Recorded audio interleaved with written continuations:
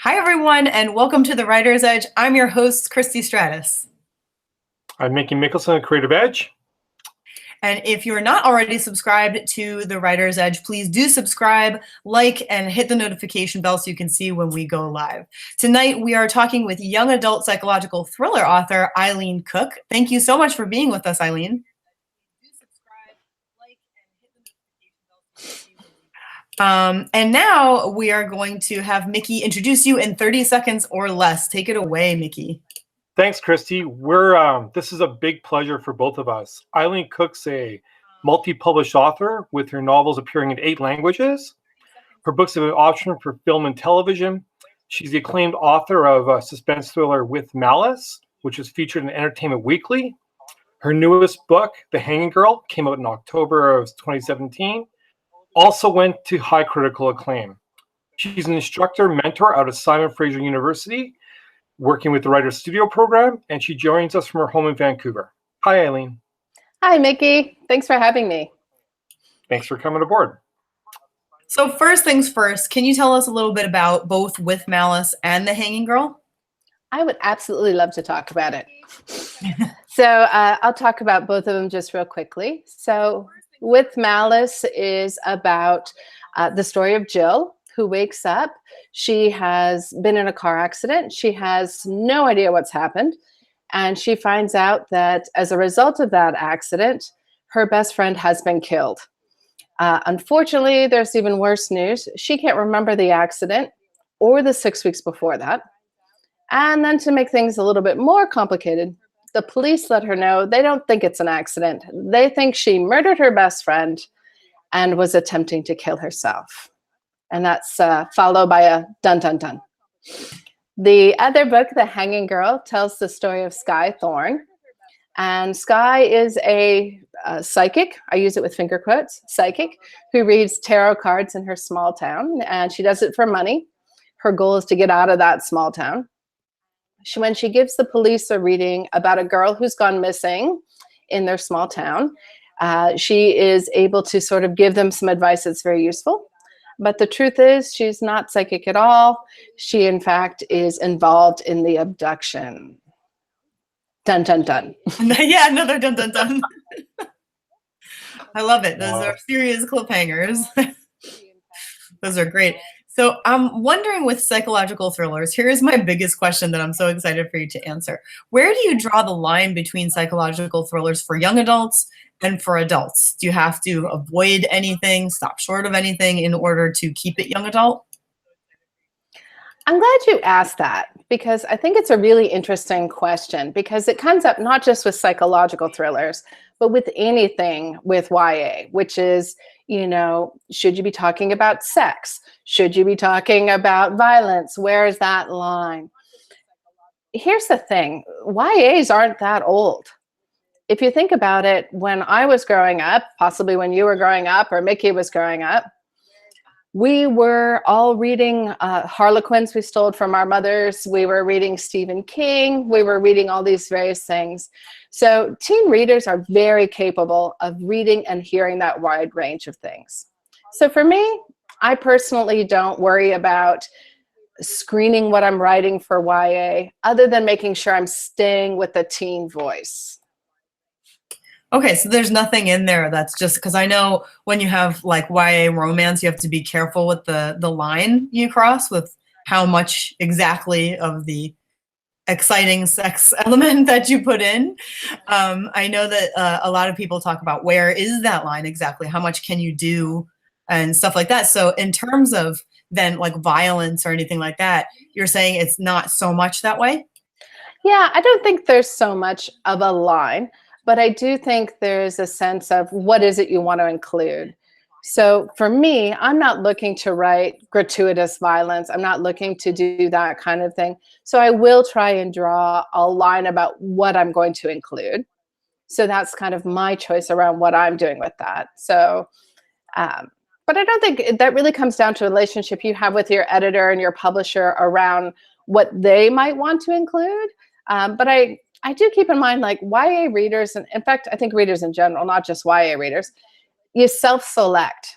So some people would never read a Stephen King book because it scares them too badly. Some people won't read certain romance because it's too hot. So it's just your choice of what you feel comfortable with. But because it's psychological thriller, I'm really trying to keep it in the brain. Yeah, and that's great to hear. That's so interesting. I love psychological stuff. Have you ever handed in something that was YA and to your publisher and they said, this is too much? We can't do this? I actually have never been told too much. The only thing I have been told is keeping in mind their ages. So the example I can give is I had one teen reference the Trenchcoat Mafia, which was going back to the Columbine shootings. And the editor came back to me and was like, are you aware that kids who are reading your books who are 16 now were either toddlers or potentially not born when Columbine happened? Because I'm old, so I don't realize of how much time has gone by. So sometimes it's things like that or references. So movie references that I think of as, like, I think I just saw that The Breakfast Club is only 30 years old or something like that. Whereas I think Breakfast Club is like came out last year. So it becomes that change. You know, it's funny that you should mention actually the any kind of shooting or anything like that. That is a hot topic, obviously. And I don't know if you're probably familiar with We Need to Talk About Kevin, which was a huge release. And it was a movie and everything. And at first, Lionel Shriver actually had a lot of trouble getting published because, these publishers were saying it's too negative. Who wants to read about that? But we're drawn to things like psychological thrillers that have a lot of, aspects that are darker and things. Do you see the YA market slowing at all on dark subjects? No, I think there is a lot of dark that's out there. And speaking of school shootings, there are a lot of YA books that have been dealing with that. I think it's called Time Bomb with Joelle Charbonneau, so one that's recently come out. And there's one that I can't think of, which is the bullet going through all the chalk on the cover. I can't think of the title at this moment. You can't think of it either. But you're seeing a lot more topics that are maybe a little bit darker, a little bit more challenging. And I think, again, readers will self-select. If it's something that for them is just not something that they want to be reading, they'll just choose not to. Yeah, on the Creative Edge Writers Showcase, we talked with Susie Vidori, who is also YA, and she was actually saying that a lot of YA readers want to read this kind of stuff that is sort of more real life, not so sugar-coated. So, I mean, that's kind of along the lines of what you're saying, right? We're seeing some darker things, and maybe that's what YA readers want, something more realistic. And I also think that YA readers, they know what they're looking for. And I think there's this idea that, oh, if a YA reader is reading about this subject, whether it's violence or sex or anything that's kind of a hot button issue, that they're going to somehow do that thing. That is going to influence them in some negative way. And I just don't think that is. I think a lot of us read about things that we find scary because it's a way of taking the fear down a notch or two. So you read about something that might, be really frightening for you as a way of sort of thinking through, how would I handle that? What would I do? And it becomes a really great way to sort of approach a topic in a way that maybe opens up conversations. And that's what YA books can do really well, is open up conversations between teens and their parents, between teens and other adults in their life about what they think about these issues. And, if you look at the Parkland shootings that happened down in Florida just this past year, what you're seeing is young adults who are standing up, who are changing legislation, who are impacting the world. These are not kids who need to be taught a lesson or to be necessarily shielded from something. They're already experiencing it. That's a great point. And I think the days of, well, I don't know for sure, there's always a market for everything, but I think the days of, meek and mild character who just gets brought out of their shell may not be quite as popular right now as somebody who is more of a rebel or willing to go into like those difficult places instead of being coaxed into those difficult places. They're like, I'm going to go there and I'm going to do this. And then those young adults have something, so like a character to look up to almost. Well, and there is so much happening in the world, and there's no way I'm stepping into politics because I have the good sense not to do that. But there's certainly a lot of debate about what's happening in the world and about where things are politically. And there's a huge move towards diverse books and kids wanting to see more diverse characters and to see the world that is reflected around them. So I always think there'll always be a range of books, and there'll always be books that are just fun, light romances, and books that just make you laugh. And those books are awesome too. But I certainly don't think that having a thriller or something that's a little bit darker is in any way going to scar the next generation. I've always been a huge fan, actually, of darker things. Even when I was much younger, I loved them. They were for exactly the reasons we're talking about too. Yeah. Joe, in our chat, Joe from Go Indie Now says that the book we were trying to think of was This Is Where It Ends. Thank you. Yeah. So speaking of things that, people are trying to include in their writing, are there elements or themes that you in particular try to include in YA? Are there any like essential facets that you would advise other authors to include, or ones that you just prefer to try to, anything like that? I think writing is always an individual process. And I think some people set out with a clear idea of a message that they want to send. So I want to write a book that's going to help people understand how to love themselves or whatever that is. I'm the exact opposite. I don't start with a theme in mind at all. I'm usually starting with a what if question. What would happen if someone was pretending to be a psychic and was involved in a crime? What if someone couldn't remember what happened and they were told they committed a crime? So for me, those are the interesting things that tend to kick off the book. And it's only once I've finished a complete draft that I'm going back, and as I'm revising, I'm pulling out what are consistent themes or things that I might want to then dig a little bit deeper as I kind of revise and write draft 2, 3, 5, 10, depending on how that book is going. So that's when I tend to be hitting the theme. And it was quite interesting. I spoke a couple years ago in Chicago at Printers Row, which is a big literary festival there. And someone stood up and they said, I've read all of your books, and I noticed in all of your books, you're dealing with the themes of identity and figuring out who you really are. Why is that such an important theme to you? And I had this moment where I was totally stuck on stage because I was like, she's right. Like, it had never occurred to me. But in fact, that was what was happening, as I was having that theme show up again and again. So I think, to be honest, that's something I'm sorting out in my own life. So I'm not going to give my exact age, but I'm a little older than a YA. And I think I'm still sorting out, figuring out, who am I? How do I know who I am separate from friends or other relationships? So I think that comes up a lot for me.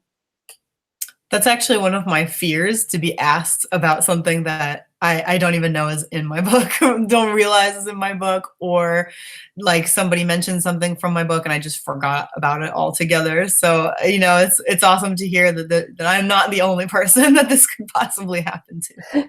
You're not the only one. I was actually at a book event in Montreal this past spring, and one of the other authors was asked, the color blue is clearly symbolic of blah, blah, blah, blah, blah in your book. And I'm just very curious to know why and how you did that. And the person was like, I was not aware of that at all. So I had to admire them for being honest, because I think I might have been like, yes, the color blue, I've chosen it for a very distinct reason. It's melancholy and sad. But yeah, she admitted that for her, she hadn't been aware of it at all.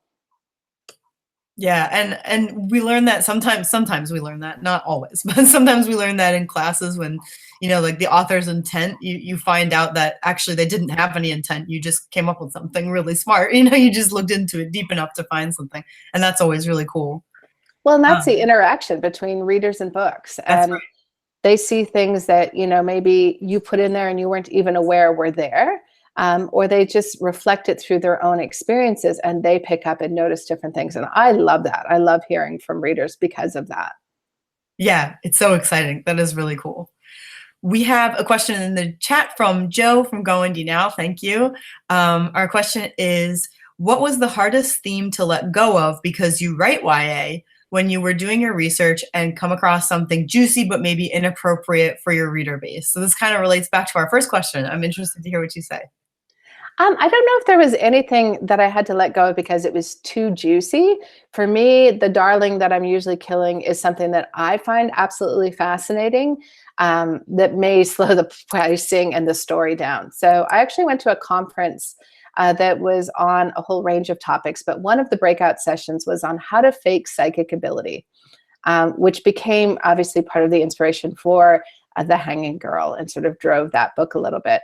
But as a part, I just got fascinated with this, and I ended up with like 10 or 15 books on the psychology behind why people sometimes believe psychics and what they end up following and all these kinds of things. And I had tons of these little asides and information bits because I wanted to share them with everyone else. And I ended up sadly having to cut them out. That is really tough. Sometimes you come up with these great things that nobody, not like people would be interested in, but it doesn't, like you said, it doesn't have to do with the storyline. It doesn't move it forward or whatever. But that's the sign of a good writer, a good editor, both of them, when you can do that. Yeah, and I mean, I would tell Joe in Indiana, which, by the way, my family lives in Indiana, so hey. But I would say certainly what you need to know is it's always a balance about what to leave in with YA or not, but keeping the focus on the teen and the teen perspective is huge. And you will see YAs that are often, you know, quite, I don't want to say sexually explicit, but they're certainly not diving around about it. And there's a book called Noggin, which I'm going to forget the author's name, but maybe Joe will know it. He's on this, where, you know, it's the main character. He's a guy. He has died. His head was cryogenically frozen. And now the technology exists where they can transplant his head onto someone else's body.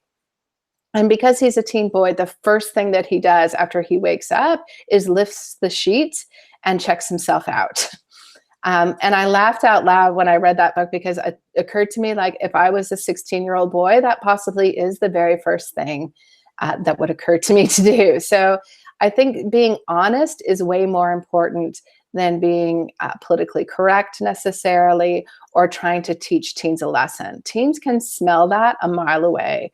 If you're writing a book because, like, I'm going to teach kids that drugs are bad, and so you have a bunch of characters talking about, like, geez, Susan, drugs sure are terrible, aren't they? Yeah, they really are. They will put that book down in a white hot second. That doesn't mean you can't have that same theme and story and focus to your book. But if you're doing it as a lecture, if you're acting like the adult in the room who's now going to teach these kids something they need to know, they will not finish your book. Yeah, and putting it like really in the perspective of a teen, like you said, and making them go through things that are really difficult definitely has an impact. And when you said about the drug thing, there's a book out there called Go Ask Alice. Yes. And yeah, that type of thing is so like deep POV, really in character the entire time. You don't really hear the author's voice. From what I remember, it was a long time ago. Yeah. That one had a big impact on me because I had never read anything quite like that before that was so into like the whole cycle of drug addiction and how you get into it. And I remember as a teen thinking, well, I don't want to go through that because that was horrible, right? That looked pretty bad. Yeah. Yeah. I think. But it's different because you feel like you experienced it with them, you know, as opposed to being told, like you said. Well, and I think, to be honest, I think we sometimes set up these artificial barriers that, oh, this is a YA book versus an adult book. And when I read an adult book, I don't want to read a book that's telling me how to be a better spouse or to be a better parent or to be like, I want to read a book that I can see myself in that character and do exactly what you're talking about. Either identify and be like, oh, I know that struggle, or, oh, wow, I don't want to get down that road. What can I learn from this experience? But as soon as I would feel like this was some kind of, you know, making my life better article that's preaching to me, like, then it's not a book that I'm interested in. If you're writing fiction, of course, that's obviously the big difference if you're writing fiction versus non. But I believe if you're writing fiction, your primary obligation is entertainment. My job is to make sure that you as the reader are having a great time and that you're turning those pages and that you're saying to yourself, you know what, just one more chapter and then I'll go to bed. That's what my goal is to do, versus to necessarily illuminate the human condition or have you walk away with some piece of great wisdom. That is really hitting it on the head. Well, particularly, oh yeah, go Mickey. Question for you from that aspect and from a sales process. do you find that you have to change your styling because you are writing YA suspense compared to, let's say, an adult author, where it might be looked at more favorably from that aspect? I don't think so. And I've had, good luck and good sales with keeping that focus on entertainment. Now, I always say this because as soon as you have one perspective, someone else is going to have another. There'll be another author who will say, my goal is 100% the creation of art and, elevating the human condition. So I don't want to say that that's wrong. But if your goal is to write commercial fiction, and by that, I'm talking about the books that, are those end caps at Barnes and Noble and tend to be the big ones on the list, then you really need to remember that your goal is entertainment and you're competing with Facebook, you're competing with YouTube, you're competing with everything on Netflix. And so you have to decide, how do you create a story? And, kind of going full circle when we talked about, do you cut things out? I'm constantly thinking, how do I keep my foot on the gas pedal? How do I keep it so that the reader is hopefully just not able to put the book down? Because as soon as they put the book down, I run the risk that they don't pick it back up. So I want to be that book. And we've all had that experience where you're reading a book and you're at work or at school or on the bus and you're thinking like, I can't wait to get back home and like read more. Like, I want to know what happens next. And that's what I'm always trying to do. Awesome. Those are the best, absolute best. On the Amazon page for With Malice, that is one of your psychological thriller YA ones. Part of the book description includes that your book is for fans of We Were Liars by E. Lockhart. And I have to say that I'm a huge fan of that book. So I was wondering what in it is comparable aside from the fact that something causes both main characters to have amnesia. I think there's a couple of things that are similar. And I also loved that book. So I was so thrilled with that comparison. I was like, I will take that every day, all day.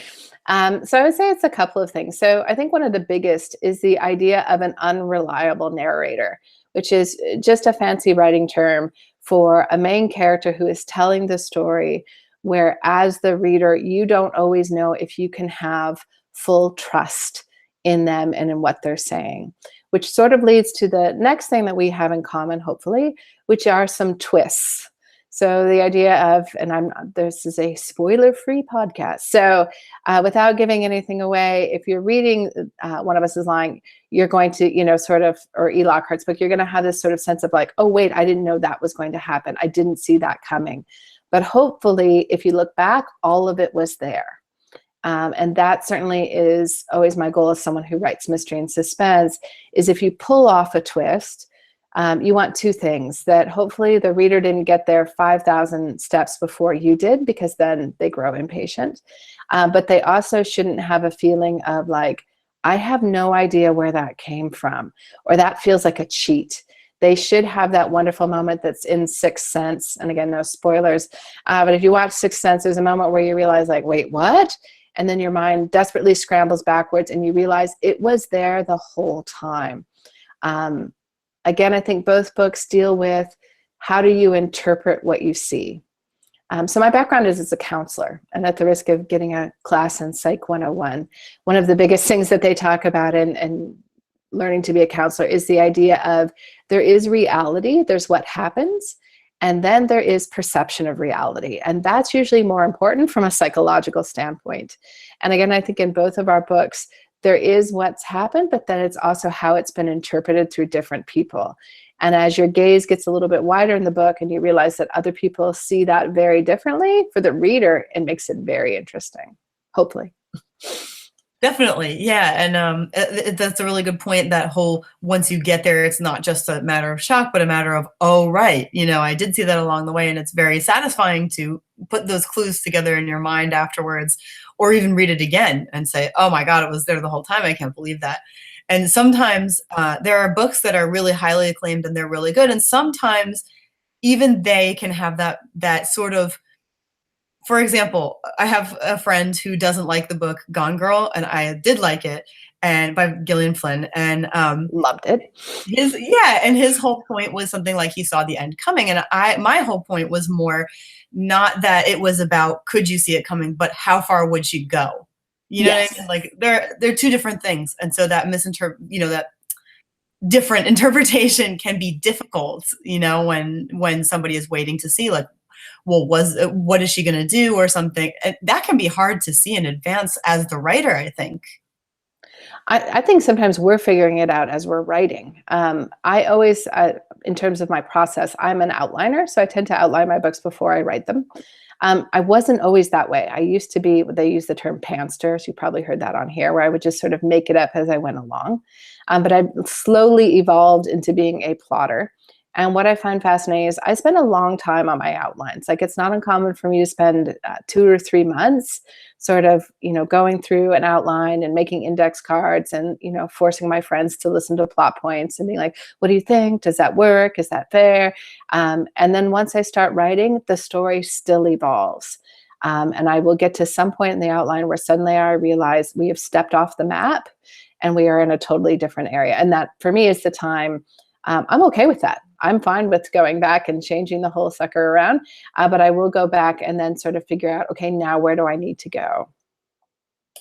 Yeah, I was wondering that. I always wonder that about plotters because I am also a pantser, and the problem is whenever I try to plot, I go way off. I go way off, and I never know what I'm supposed to do at that point. For me, I usually go back then at that point and go back to the outline and sort of figure out, one, is this a really good diversion? And sometimes, you know, going off the outline is exactly what I need to be doing because now I know that character in such a better way. And I've discovered such a fun little thing for us to go off on. And then I kind of go back and be like, okay, am I still going to end up in the same place? So if this was a map, you know, I was going A, B to C. So now I'm going A, D. Am I still going to end up at C, or has that changed as well? So it just, for me, is a time to kind of pause and reflect and go back.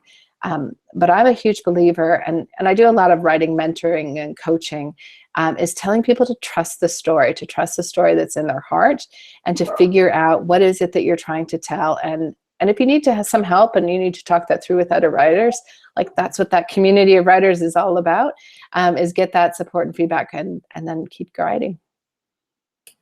Absolutely. So to go back to your book with Malice, I wanted to ask what kind of research you had to do into amnesia to make this work. Did you have the idea, you know, of using amnesia in one way, and then you looked into it and you had to change anything, or did you have a good solid idea? How far did you have to go into that research? I actually was really lucky with Malice because my day job prior to writing full-time was I was a counselor for people with catastrophic injuries or illness. And my specialty was head injuries. So I worked for a little over 15 years with people with brain injury. And the most common side effect with brain injury is memory loss / amnesia. So I happen to know, strangely enough, a lot about that topic. And in fact, one of the motivators or inspirations for the story actually came about years ago. I had been working with a client, and it was a woman who had been in a car accident and had lost a period of time of her life. And she said, the most difficult thing for me is, she's like, my memories are not my own. I have to trust other people to tell me what happened during this period that I can't remember.